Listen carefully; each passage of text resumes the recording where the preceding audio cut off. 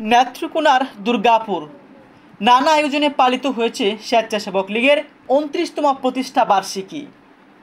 আজ বৃহস্পতিবার দুপুরে উপজেলা স্বেচ্ছাসেবক লীগের আয়োজনে এ প্রতিষ্ঠা বার্ষিকী পালিত হয়েছে। এ উপলক্ষে সকালে উপজেলা দলীয় কার্যালয়ে জাতীয় ও দলীয় পতাকা উত্তোলন করা হয়।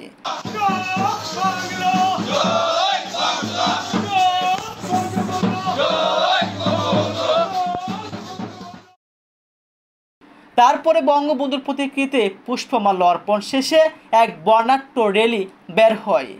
র্যালিটি শহরের বিভিন্ন স্থান প্রদক্ষিণ শেষে দুর্গাপুর উপজেলার আওয়ামী লীগ কার্যালয়ে আলোচনা সভায় মিলিত হয়।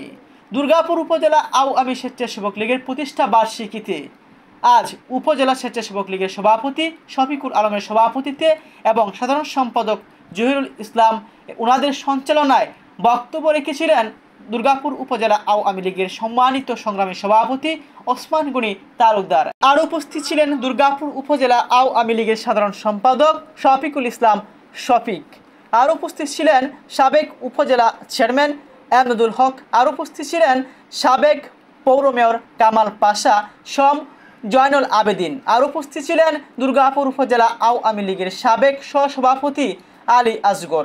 আর উপস্থিত ছিলেন দুর্গাপুর পৌর আওয়ামী লীগের যুগ্ম সাধারণ সম্পাদক সিরাজুল ইসলাম। আর উপস্থিত ছিলেন উপজেলা যুবলীগের সভাপতি আব্দুল হান্নান। আর উপস্থিত ছিলেন সহসভাপতি পাবেল চৌধুরী। আর উপস্থিত ছিলেন দুর্গাপুর উপজেলা ছাত্রলীগের যুগ্ম আহ্বায়ক মাসুদ, উপজেলা স্বেচ্ছাসেবক লীগের সিনিয়র সহসভাপতি বাবুল শেখ।